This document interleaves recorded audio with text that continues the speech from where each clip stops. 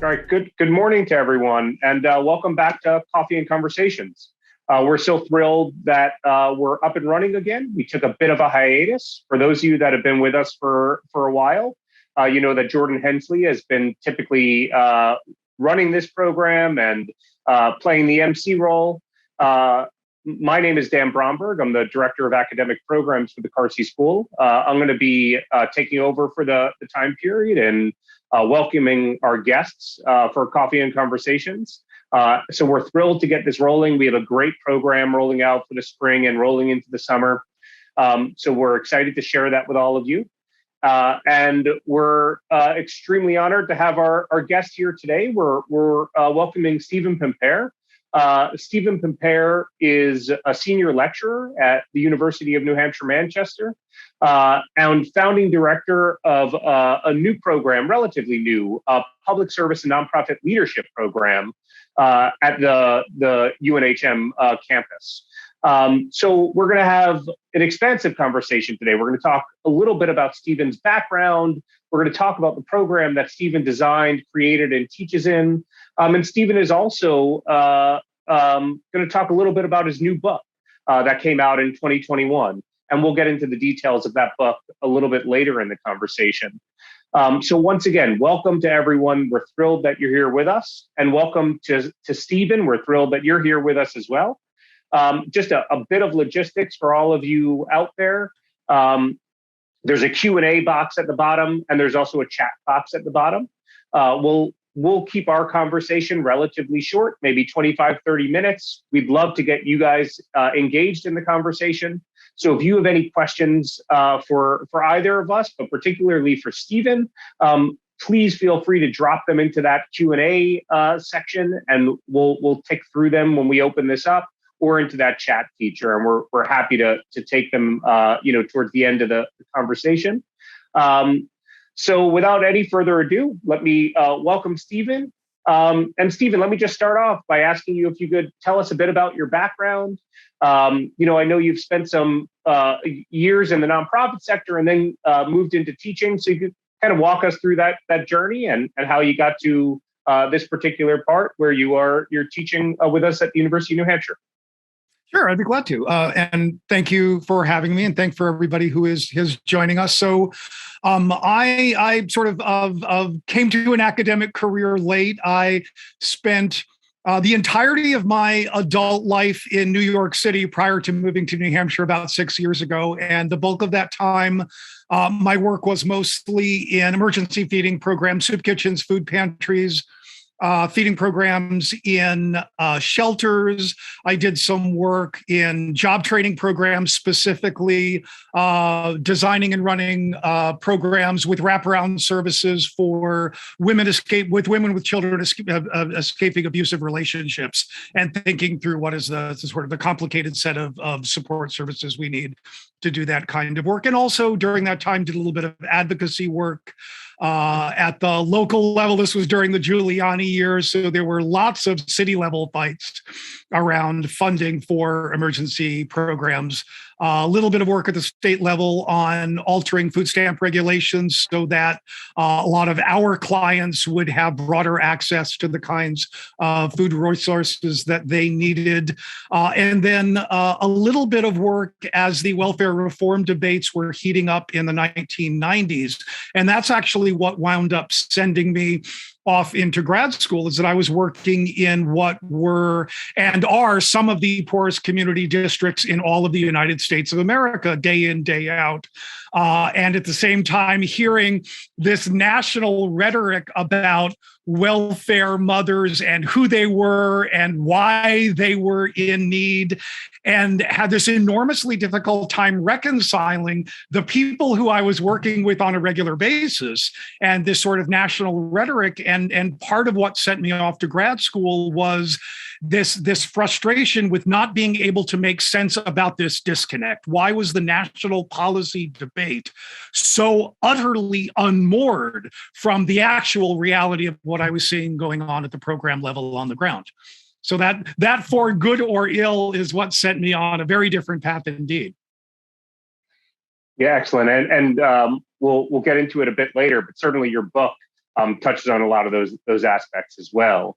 Um, so how would you say your experience, your professional experience engaging in these various, nonprofit organizations, delivering direct services to some of our most vulnerable populations, how do you think that helped you, or affected the way that you shaped this program that you designed and that you're now teaching in? And so you kind of tell us a bit about that, and then also kind of introduce us to this program, the Public Service Nonprofit Leadership Program. So if you look at if you Google UNHM Public Service, you'll get to the website. But you'll see I've got articulated there a series of learning objectives for the program, and those are broken down into 3 categories: knowledge, skills, and values. And to do a grave disservice to all kinds of academic programs and generalize, most sort of university bachelor's programs focus on the knowledge piece, right? It's we are going to communicate to you, right, sort of the theoretical and the historical knowledge and give you a familiarity with the field.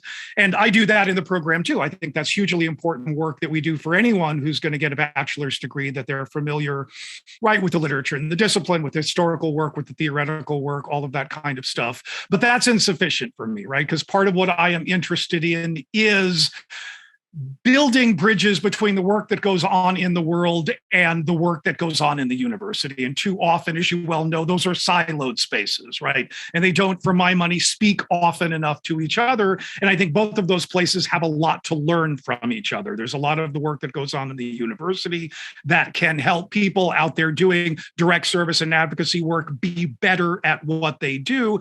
And likewise, going back to what I was talking about earlier, right?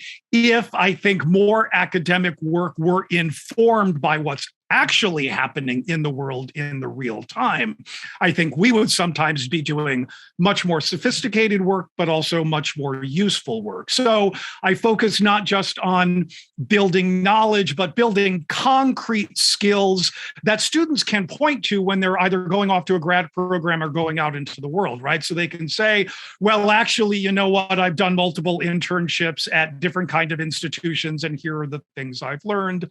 I've built an advocacy campaign around a particular state level piece of legislation and walked it through the process. And I've met legislators and I've testified in front of hearings. So I've got that kind of personal experience. I've written an op-ed around a particular issue and tried to get it published. So there's sort of this set of very particular kinds of concrete skills that I want students to acquire. And then the last piece, which I think is particularly unusual if we look at, say, political science government programs, which is probably the closest analog, is, and this is some of my social work background, I've spent as much time teaching in graduate schools of social work as I have in undergraduate political science programs. And one of the things I appreciate very much about the social work profession is that they have a code of ethics that filters through into the ways in which they structure their programs.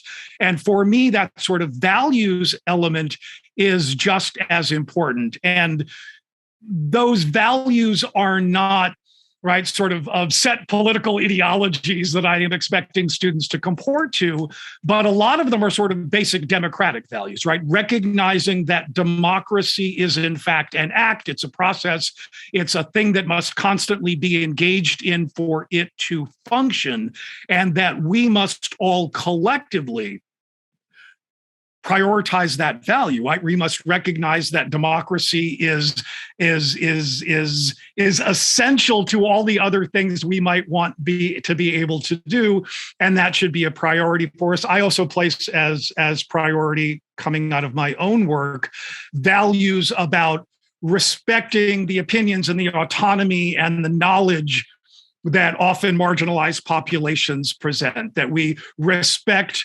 the ability of individuals to determine for themselves what they want and what's good for them. And I think that we need to feed more of that into the way that we do policy analysis too, to make sure that we're not engaged in this top-down construction of what good and effective policies look like, but are also making sure that those are informed from the bottom up when we look at how are those policies going to hit the ground and how are they going to affect people, that we actually are including the people to be affected by those policies in our construction of them. Excellent. There's a lot there that you hit on. Some of it is kind of based around this idea of getting your students and younger people engaged in this process. So I guess that leads to my next question, which is, so why do you find that so important? Why do you find it so important that young people engage in politics and policy? I'm a 21-year-old or 22 or 23-year-old. I'm looking to get my next job. I'm, thinking about some of the things in life that I just need to get to kind of get my foundation down. Why is it important to also add this other foundation of engaging in politics, engaging in policy? What do you see the value add there? So part of it is our generation and folks older than us have left that 21-year-old a world that is in an awful, miserable, terrible, horrible, awful state. Right. I mean, we've got existential crises surrounding us. We are still in the midst of an ongoing pandemic. Lord knows right where that is going. We've got, I think it is absolutely clear, a crisis of U.S. democracy and creeping authoritarianism, not just here, but around the world, right? We can see this playing out in lots and lots of places where sort of that post-war accord that recognized that open democratic participation, however imperfectly it was carried out, was an important value. That seems to be on the decline. And then, of course, the thing that I think rises above all of that is the climate crisis, right? That requires increasingly urgent action. So we've left young people a horrible, horrible world. It is going to be up to them at some level to fix it. And I feel awful about that, but that's the reality, right? Is if things are going to get better, they need to step up and do the work. No one is coming to save them. So that's awful that we place that burden on them. But I think that's sort of the only way we get out of this mess. I feel a lot of hope in that because a lot of the students I work with on a regular basis, and I suspect you as well, are super smart, super committed, recognize the urgency of many of the problems that they face, and are deeply committed to looking for ways to engage in it. Part of how I've structured the program, so much of it is built on sort of hands-on experiential learning where you're out in the world doing stuff, is to get over what I often find inhibits people from getting more actively engaged in service work and political work and policy work, is just the fear that they can't do it. It's this, right? It's hard. It's otherworldly. They don't understand it. That's for other people. They don't have the skills. They don't have the knowledge. They don't have the experience. And getting people to actually do it, for most people, they realize, oh, I can totally do this, right? This is doable. This is achievable. And sometimes all it requires is sort of pushing people into that. It's like throwing someone in a pool to teach them how to swim, right? Which I don't recommend. But right, you sort of, it's this horrible, terrifying, abstract thing until you try to do it. You realize, okay, this is manageable. One of the things that's exceptional about New Hampshire is that there are so many opportunities at the local and state level that were never available generally to students in New York because just of the way the political systems are organized. But we live in a place where there are extraordinary opportunities for engagement for anyone who wants to do it. So it feels like that if we can let more people know the opportunities that are available to them to do this kind of work, I think more people are likely to find themselves doing it. Right. Yeah. I mean, the access is really quite incredible when you're in a state like ours. So just one quick plug to the folks that are joining us. I know a few of you hopped on a little later. Coffee and Conversations. Please feel free to jump in and have the conversation with us. Post some questions in the chat. Post them in the Q&A. and we're happy to get to them throughout the presentation. We'll certainly open it up towards the end of the presentation as well for other questions. So you were speaking about this idea of, I have hope that these students are actually up to the challenge, and to some degree we see that every day with their ideas and their ingenuity, all of these things that they bring to the classrooms. When your students graduate from your program, what do you hope that they've taken away from it when they walk away with that degree? What are you hoping that they were able to learn and they were able to implement? What does that look like for you? So, I mean, at the most basic, well, I guess there's the sort of the institutional goals and what I hope for them as people, right? What I hope for them as people is that they find a way to live whatever kind of life it is that they want and that they value. Right. And if they discover as going through my program that, what public and nonprofit service is not for them, and they're going to go off in the corporate world and do other things, and that makes them happy, then good for them. They should go off and do that. Right. That I really do genuinely sort of want what is best for them and what lets them build a life that they can feel content in.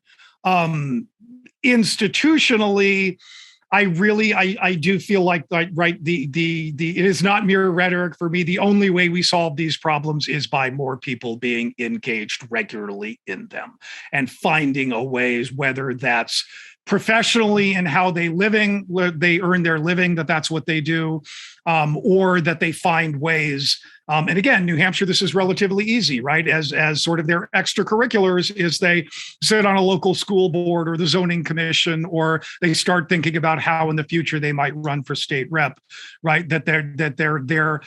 They've recognized both the urgency and the importance of engagement with public and nonprofit organizations, both doing service and policy work, and that they find for themselves a way to incorporate that as part of their lives. That is the only way things get appreciably better and we improve the well-being of large numbers of people, is more people committing to doing the work. Great. And I think we'll transition over to your book in a second, where there are actually some tools in that book to help people engage in a different way. I want you to answer, one question that I would say is specific to this audience that we typically have on Coffee and Conversations. Most of the people that log in here are mid-career professionals. They're working, in state or local government, or nonprofit sector here in New Hampshire. Your program is offered in an online format. It's an accessible program that way. I'm curious, if I'm a mid-career professional and I want to engage in some of these conversations, are there courses that you offer that make sense for me to jump into, or no? Are we kind of thinking this is strictly for that, 18 to 22-year-old? So I'm just wondering if you could address that for this particular audience. So first of all, for that audience, if you are that mid-career professional and you don't yet have a bachelor's degree, right, call me. Talk to me. We'll figure something out, right? But if you've already got a bachelor's degree and are just looking for ways to be engaged, there are absolutely lots of courses that we offer that you might find engaging. And I should point out that the average age of the student body population on the Manchester campus here is a little bit older than traditional college age students on the Durham campus. So we wind up with an average age around the mid-20s. But I've had students in their 30s and 40s and even older who, for whatever reason, right, this was my story, didn't actually get a bachelor's degree back in the day. So we're going back and working on that. For auditing, and the university tends to make this a pretty easy thing. And again, as Dan said, all of the courses are fully online. They meet in live Zoom sessions once a week, usually to do workshopping sort of stuff. But two courses I'm currently teaching, I think might be potentially interesting to lots of people. One is, believe it or not, a research methods course, which I know does not sound like a sort of fun thing for most people. But the way it's structured is that you arrive with something, literally a question that you generally want to know the answer to, and usually focused on local or state politics. And then throughout the course, you will actually design and then execute a multi-methods research project to try to arrive at an answer to that, right? So you're sort of doing real hands-on work. So if you're right where whatever your job is, if there's sort of a puzzle you're trying to make sense of, boy, I wish I had the time to put together some research on question X, because that would really help me or my organization or my company, right? The way that almost all of my courses are designed is that you come in and you tell me what you want to work on within the confines of that course. And then you pick the policy, you pick the direction, you pick the issue. And I'm there to help you do that in a way that is most effective. I'm also at the moment leading my regular New Hampshire politics course, which is a policy advocacy course. Again, if you've always wanted to know a little bit more about how does the New Hampshire legislature work and what is all this stuff and how does a bill move through the process, or there's something that you've heard about happening that either you're super excited about and you want to make sure that it passes, or that you are absolutely horrified by and want to try to defeat, right? That course, you work in teams or groups, identify a real live bill or suite of related bills that are working their way through the legislature, and then again, design and then execute an advocacy strategy to move that through, right? But and there are other courses I won't bother, but each of them is usually built around some sort of semester-long project, and that's almost built around the particular area of interest of the student. So there are lots of spaces if you want to audit a course and just sort of use it for your own purposes. I can almost always accommodate that. Awesome. Thank you. I think that's really helpful, particularly for this audience. Questions are starting to roll in, so I want to be able to address them. But prior to doing that, I do want to just give some attention to your new book. So let me just share my screen for a couple seconds. So for those of you watching, so Stephen's new book is called Politics for Social Workers, A Practical Guide to Effecting Change. It's put out by Columbia University Press. And it's available, wherever you would get your books, on Amazon, so you could really find it anywhere.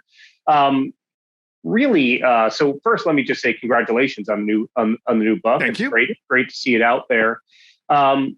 So just a general overview, I'll kind of share my thoughts. Generally the format is to take a relatively broad concept from political science. So, for example, representation or something along those lines.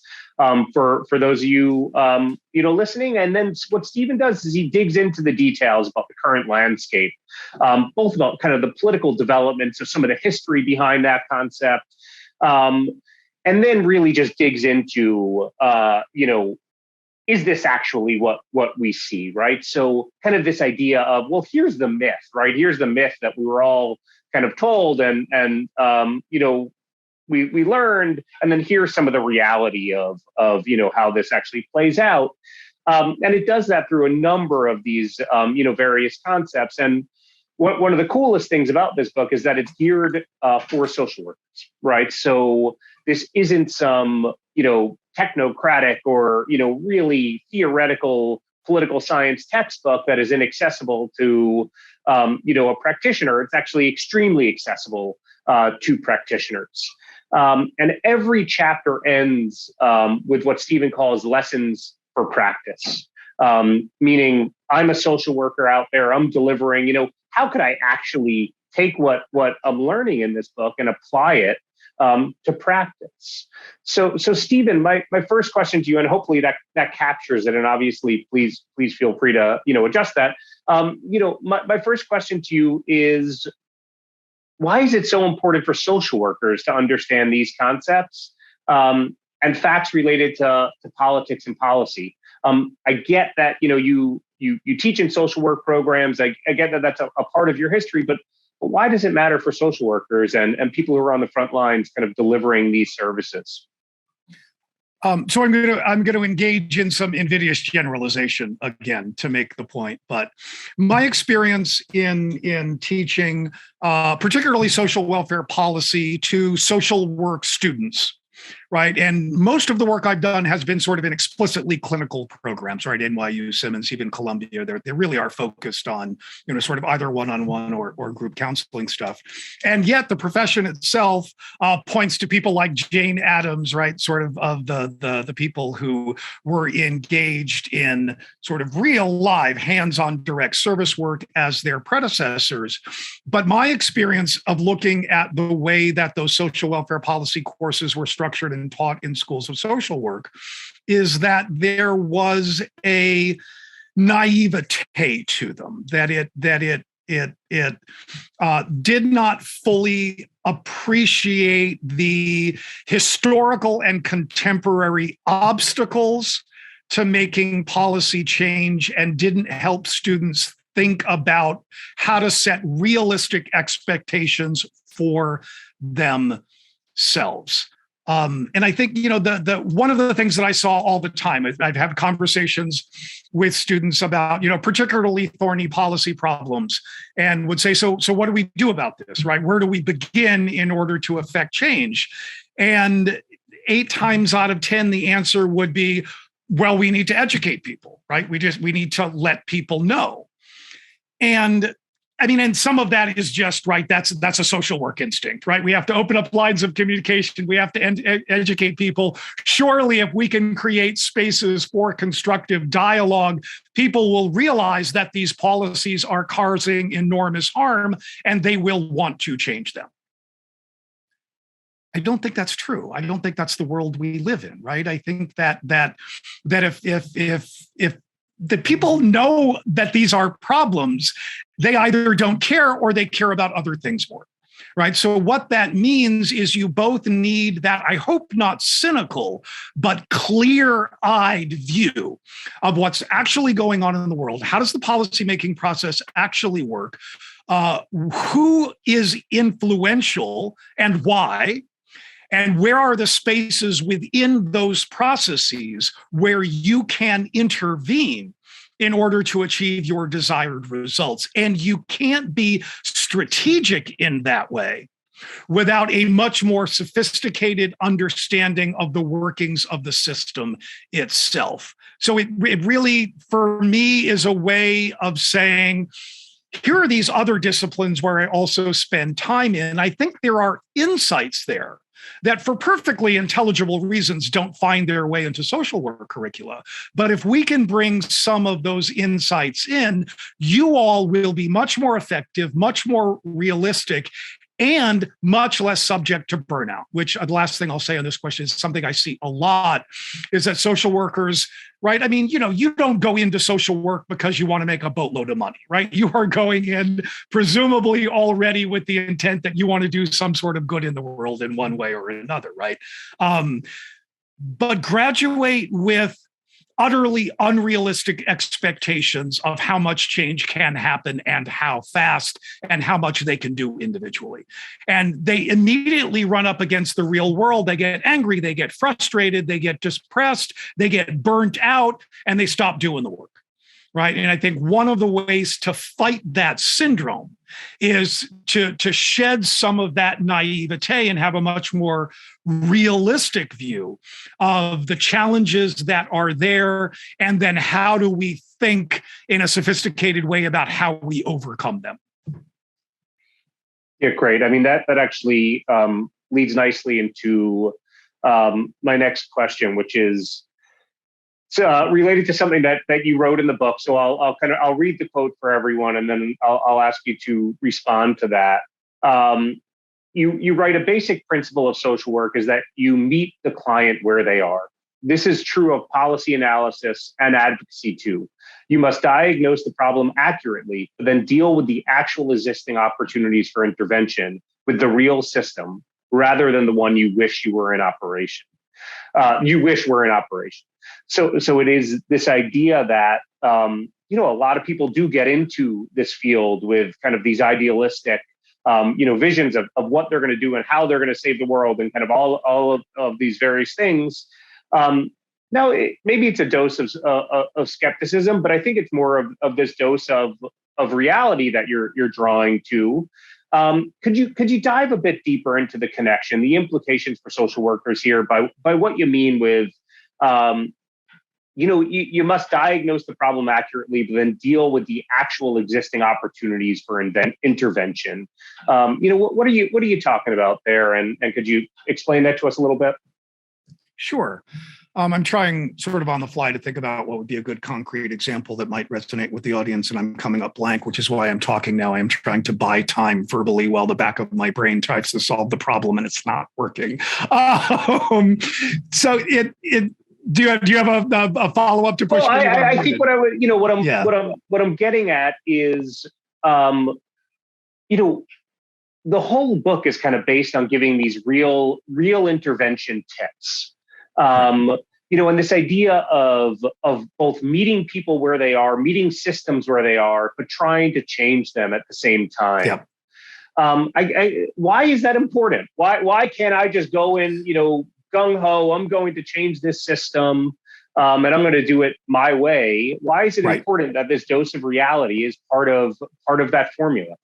Well, because that's not the way that interacting with systems works, right? I mean, if you've got large, exceedingly complicated systems, right? And the US political system is in lots of ways significantly more complicated than the political systems of other rich democracies, certainly has greater opportunities for other people to stop action from happening, has greater spaces in which moneyed interests in particular have the ability to influence the legislative process, has sort of particularly undemocratic features, right? The Senate is the easy one, the Supreme Court we could point to, right? That limit the ability of even determined majorities to exert their will, right? And this is built into the structure of the systems, right? I mean, this literally, right? This is US Politics 101, read Federalist number 10. This is James Madison, right? Making the argument for the logic of the Constitution, explicitly telling us that inhibiting the ability of the political system to respond to even a determined majority is part of the goal of the construction. It is designed to make it hard for action to happen, even when most of us want it to happen. So if you don't appreciate those structural obstacles and you say, well, you know what, my senator or my state senator over and over and over again has voted on the wrong side of this issue, and I need to just persuade them that they need to change their position. So I'm going to start a petition and I'm going to send them a petition, right? It's like, okay, that's better than nothing, right? But if you expect that is likely to alter their thinking or the outcome, you're wasting your time. Right now, if that is part of a larger effort that is engaged in a whole host of processes to try to move them, great. But again, social workers in particular, but I think lots of us, right, but think that, well, this is a problem of persuasion.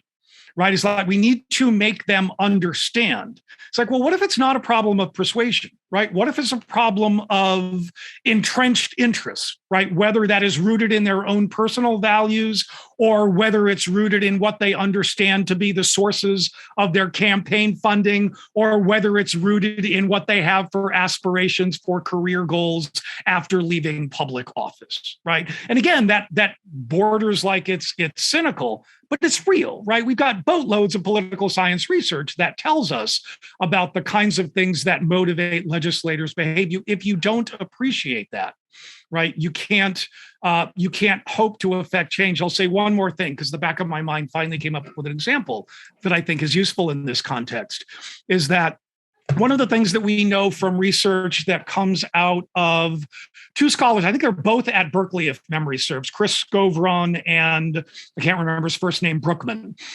who have done research on voting behavior, mostly of state legislators. And what they discover, if you look at the voting behavior and the way in which legislators explain why they vote the way they vote, right? And then you look at actual policy preferences of their constituents, right? elected officials overstate the conservatism of their constituents by as much as 20 percentage points on things like abortion and gun control, right? This is true for Republicans and for Democrats, right? And there's a whole host of ways that we might explain this, but they literally think that they are acting on behalf of the wishes of their constituents and consistently are wrong, right? So if you know that and you take that, if you trust that research and you examine it and you take it at face value and say that's a real thing, right? That is itself going to present to you a way of thinking about how you structure your intervention, right? That sort of basic knowledge from the research can guide how you think about intervening on a particular issue, right? Awesome. That for me is sort of how this all winds up connecting. Yeah, that's very helpful. This is, I'll kind of close with one last question. And then, so folks, please feel free to drop your questions in the chat or in the Q&A. A lot of the folks that we have, watching and that typically come to Coffee and Conversations, they're direct service providers. They're on the front line, similar to the social workers that you're writing to. I'm going to just reference political science reference. So for those of you that aren't familiar, there's a political scientist. His name's Michael Lipsky. Michael Lipsky wrote basically the seminal work around something he called street level bureaucracy, which is essentially what social workers are, what police officers are. Those of us on the front lines dealing directly with the public. And a quote he wrote was, one of the most cited claims that he's ever made, basically. He wrote, in a sense, the street level bureaucrats implicitly mediate aspects of the Constitution or of the constitutional relationship of citizens and the state. In short, they hold the keys to a dimension of citizenship.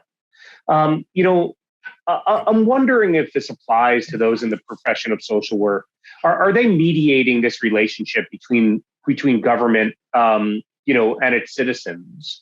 And if this is the case, why does this matter so much? How does this connect to both, the programming that you're putting out there, the book that you wrote? How's this connected? You can see I'm nodding my head vigorously, right? It's like, yes, absolutely, absolutely, absolutely, absolutely is the answer to that. So as shorthand for answering that, let me make reference to another political scientist. This is someone called Joe Sauce, who is at, I think, the University of Minnesota, who decades ago now wrote an article in which he looked at comparable groups of low-income women, one who had encounters with the Aid to Families with Dependent Children, AFDC, the old welfare program, and the others who had encounters with SSDI, the disability program. And those are very different kinds of programs, right? And going back to Lipsky's observation, SSDI, national rules, national regulation, consistent across states and across jurisdiction, less room for discretion on the part of the caseworker or the manager, clear avenues for appeal if you don't like the results, much sort of clearer interaction with that program, how it works out, a much greater opportunities for you to make your case about why you should be eligible for these benefits. By contrast, AFDC, and this is true of its successor program, TANF now, right? First of all, federal state program, lots of variation, different in every state, even within states, different from county to county, sometimes from city to city, and even from welfare office to welfare office within a big city, right? Wildly different rules, regulations, guidelines, eligibility criteria, fewer opportunities, and they are much less clear for how you might challenge a decision, much more discretion, less left available to the caseworker and the social worker. And what Sauce found, and this research has now been replicated across a whole host of policy dimensions, is that different experience of those programs right? And as you might imagine, the AFDC recipients were super unhappy and dissatisfied. They felt disrespected. They felt poorly treated. They felt maligned. SSDI recipients, by contrast, felt that they got a fair shake, that their interactions were productive and useful and treated them with respect.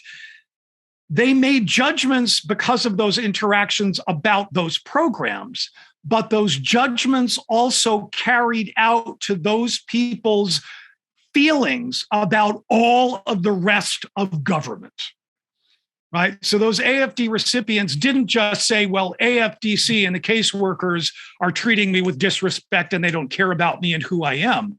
They concluded government doesn't care about me and who I am and what I want. And that resulted in lower rates of voting, lower rates of volunteering in civic organizations, lower levels of engagement with community organizations across a whole range of dimensions, right? So that negative encounter with a single government bureaucrat winds up structuring their entire identity as a citizen, right? And this is played out in a host of other social programs. There's now super fascinating research looking at people's interactions with the criminal justice system, right? And this plays out in the same way. So even low level, right? Your 20-year-old young Black man who is doing nothing wrong, but who is stopped and frisked by the police on the street, right?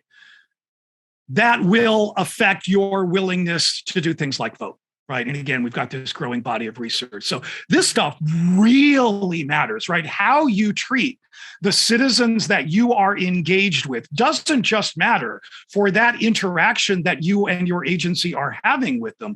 It literally has implications for the health of the entire polity itself. That's great. Thank you. That's really helpful. And you kind of just think about that, the sheer volume of interaction citizens have with various, service providers, and how much this does, just affect the idea of citizenship, the idea of how citizens engage with their government, various levels of trust, right? It's kind of all out there. So, certainly I'll make one last plug: Politics for Social Workers, Practical Guide to Effecting Change, a really thoughtful kind of take at this, at getting one area of these, direct service providers engaging with government in a different way, engaging in politics and policy in a different way. So thank you for that book, Stephen. Really a great read. I'd like to now turn it over to our audience here and answer some questions out there. Sure. We have one that's coming in from Fred. So Fred gives us a kind of a few different aspects of this question. So let me try to bring them together. If communities tried to institutionalize community conversations, is that something that you think people would actually show up to? So that's part one. If we institutionalize these community conversations, would people show up? The second part of that is this a good thing, right? So, should we be doing this? Is this a good thing? And then I'll get to the third part in just a second here. I swear this is not a tangent, but I'm going to answer that question by talking about a principle in labor organizing. Jane McAlevey and others, she's done a lot of work with like nurses unions and teachers unions. And is a graduate of the same grad program that I went to. It's a plug for the City University of New York. But Jane talks about structure testing, right? So if you are, say, building your way toward what you think may be a strike a year from now, right? You don't just go from, I don't know who my members are and I don't know what they're interested in, I don't know what they care about, and I don't know how to find them, and I don't have any connection with them today, to getting them all to turn out for a strike or a picket or some sort of action tomorrow, right? So what she talks about is that you need to build in a series of structure tests, right? And you start out super small, right? How many people can we get to show up for this easy, small thing that is something that they care about, right? And then we assess, all right, how many of our members did we engage, right? How engaged were they? What did we learn from them? What's next, right? So what's the next step? So you think about this as an incremental process. I think if you're thinking about community building or community organizing, I think that's a nice framework, right? It's like you're not going to magically have, half the community turning out overnight. Right. But and I would say, what is the thing that people care about right now? Right. Hold a meeting, right? Sort of, this advice holds for students as well as everyone else. If you can provide food, that's spectacular. Think about things like daycare and childcare, right? If you want people to be able to be present, you have to do the work that makes it possible in their lives to be present, right? Something small, right? Bring them together. Get to know them, have them get to know you. What are they interested in? What do they care about? Who has which kinds of resources, right? Does somebody happen to have a cousin who works in the mayor's office who maybe can get some interesting information, right? So start there, right? And start looking for ways to build it. It's like, well, okay, so what do you think we should do next? Get their participation, make this a communal engagement. And if you're driving this initially, be prepared to step away from it and be prepared for it to go in directions that you don't necessarily anticipate, right? And because if the goal here really is for the community to start to identify itself as a community, that can't be a top-down affair, right? That has to be something that to some extent emerges organically from that community. I think that work is absolutely almost always doable. It's hard and it takes time. And this is, I think, the thing that people need to appreciate about almost all kinds of change. It's slow, right? Just the nature of the system, the nature of people. You've got to sort of think realistically about, again, the structure test, right? Incrementally building a constituency over time so that when you really do want large group of people organized for a particular purpose, they're already there, they're already on board, they've already bought in. So the follow up to that, and I have a couple here. So one of them, from Fred asks, is this more likely to attract one side or the other? From I'm assuming he means, from a partisan perspective. Yeah. But I guess my add on to that, and what I heard you kind of say to that, well, it's about the issue, right? It's less about politics. It's more about the issue. Beyond time, Stephen, what I would say is these things also take money and capacity. Sure. So kind of embedded into Fred's original question was, should we be doing this? And I guess the question is, who is the we, in here? And, what I say, what I think about is, should governments be doing this? Should governments be, and when I say governments, local government, your local town or city council, your, city manager's office, should they be helping to organize these community forums where people come together of all stripes to discuss issues of importance? Because that does take taxpayer dollars. That obviously takes, capacity, personnel time. Is that the role of government in this process, or no? I mean, I think the answer is yes, right? And, we in New Hampshire do it, right? Small towns still have town meeting every year, right? Where people come together and literally that's the forum in which important decisions about how that town will spend its money and how it will prioritize its work get decided. And those are weird, unusual, fascinating affairs, and they're messy and they're ugly, but welcome to actual live democracy, right? It's always going to be messy. It's always going to be ugly. I think we've been conditioned in some ways to be adverse to conflict, but politics is conflict, right? That's the very essence of what politics is. That is the means by which we acknowledge, confront, and reconcile our differences, right? So it should be a little weird and awkward and uncomfortable, right? The other thing so that's, sort of, we're already doing some of that. I think that's great. The other the thing that folks can look at as a model that I think has been super interesting is that starting back in, I want to say the mid-1990s, this sort of knowledge came to the north, to the global north, out of the World Social Forum, and I forget which year, participatory budgeting. Right. And this was adopted in a couple of big cities. New York, I was sort of around when New York started doing this. The idea is in New York, the way it worked is there are 50-something city council people. Each of them has a discretionary budget, X amount of money they can spend more or less however they want in their district. And some of those city councilors turn that pot of money over to their constituents. And they set up a process, right? You get together, you all talk about what it is that you want to do. What do you want to see changed? How do you want to see the money spent? It could only be spent on capital projects. And right, there's a process and it comes together, and then you have public forums and people have posters and they make their case. Here's why we think this project is the one you should vote for. And the community comes together at the end of that process and they vote for those projects. And the winner of the project is the one that gets the money, right? Takes some coordination, takes some money, takes some effort, but that's a way in which, right, just sort of regular, ordinary citizens can have actual, meaningful impact in arguably one of the most important things that government does, how it spends its money, right? I would love to see that model, and it's going to look different everywhere it lands, right? Because different cities function in different ways. But I would love to see that model start out in places here in New Hampshire, right, and see what it could expand to. Could we increase that control?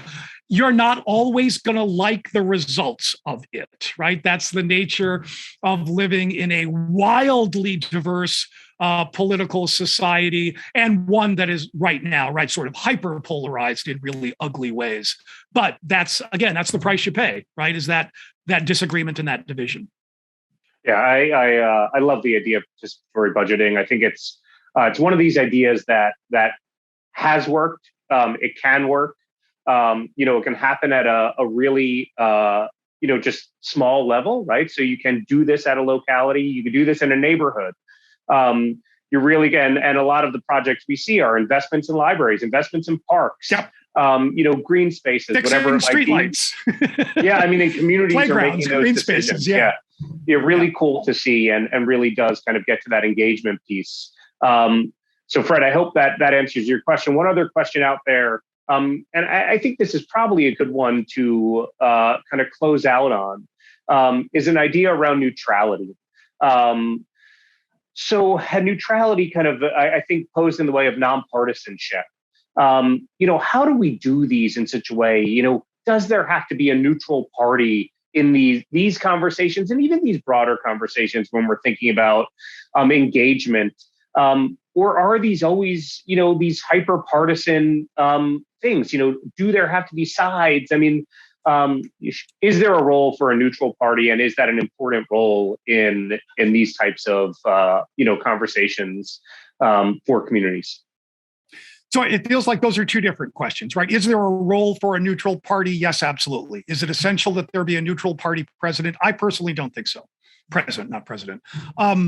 It's and this is sort of one of my longstanding complaints about journalism, and in some ways about political science, right? There is no view from nowhere. None of us is objective. None of us is neutral. That is not a thing, right? We are all biased. We are all biased in our own particular ways because of our upbringing, because of the religious institutions we attended, because of our schools, because of our families, because of our communities, because of our own person. We all move through the world, right, already with ways of understanding it and particular kinds of desired outcomes. I think, and this is the way I approach a classroom too, right, that I am doing a disservice to you by pretending that I don't have, right, opinions on poverty policies. I mean, it's like, that would be absurd, right? I spent a huge chunk of my life working in the area. I spent an almost long chunk getting an advanced degree in developing expertise. I did something wrong if I haven't arrived at conclusions about that stuff, right? I feel like instead of neutrality or objectivity, the standard should be intellectual honesty and mutual respect, right? To be able to say, look, I walk into this conversation biased. Here are my biases, right? Here are sort of my preconceived notions. Here's how I already think about this thing. Tell me about you. Tell me about your biases. Tell me about how you think about this.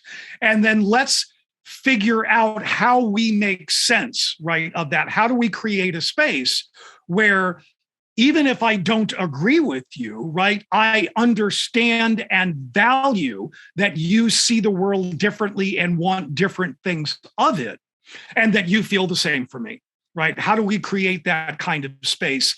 I personally think that it's easier to create it if we foreground our biases rather than pretending that they aren't a thing.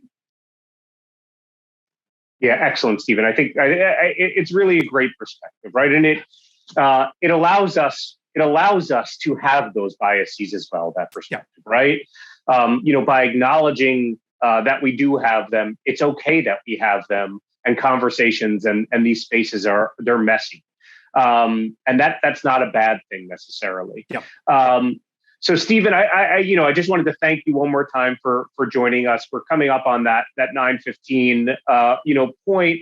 We want to respect everyone's time and everyone's days. So let me just make a couple other points for our audience here. So first of all, Coffee and Conversations is jointly put on by the Carsey School of Public Policy, the State of New Hampshire Bureau of Education and Training, and the New Hampshire Association of Certified Public Managers.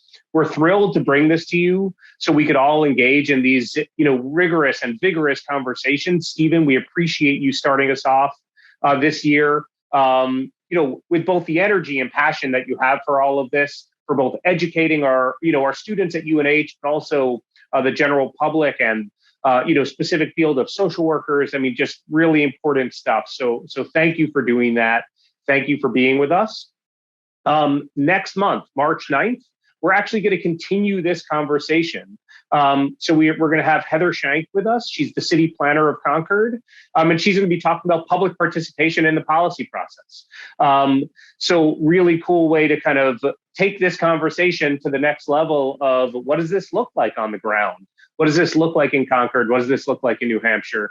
So really excited for that. So for those of you, interested in this conversation, it's going to keep on rolling next month. So we're excited for everyone to join us. And once again, Stephen, thank you so much for being with us, and take care to our audience. Thanks for joining us this morning. Thank you, Dan. Thank you, everyone.